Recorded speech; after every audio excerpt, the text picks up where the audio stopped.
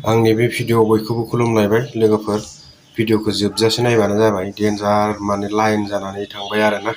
थांनाय इलेक्सन भटआव जाबायदि मानसिफोर जादों नोंथांमोना नायलांबानो जाबाय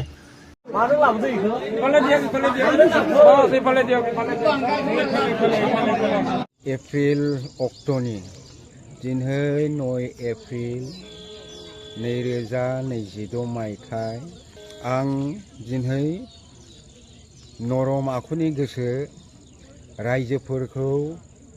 जाय मोजाङै सामलायनो हागोन रायजोफोरनि मोजां जाय खामानि मावगोन आं बेनोसो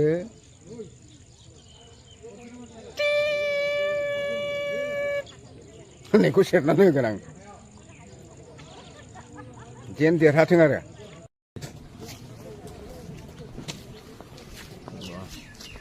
जाय मोजां केन्डिडेट जाय मोजां केन्डिडेट जाय मोजां आखलनि जाय मोजां गियाननि जाय एखेबारे बिनि गोसोआ फ्रि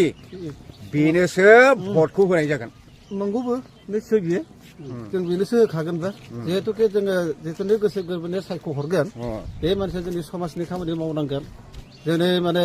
जायगानि डेभेलपमेन्ट खामानिफोरखौ मावनांगोन रायजो राजानि सुखु दुखु समाव बियो नुजाथि फैनो हानांगोन बेबादि मानसिनोसो जों भटखौ होगोन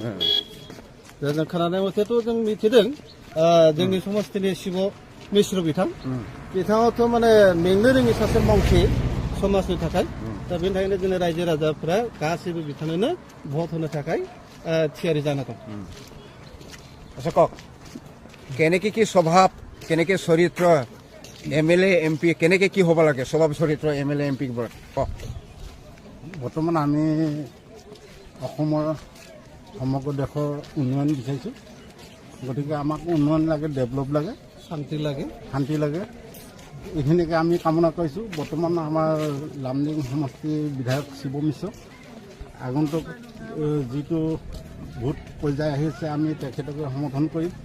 দ্বিতীয়বাৰলৈ আমি তেখেতক আকৌ কামনা কৰিছোঁ এইবিলাক চৰকাৰ নালাগে নেকি এইফালে দিয়ক ইফালে দিয়ক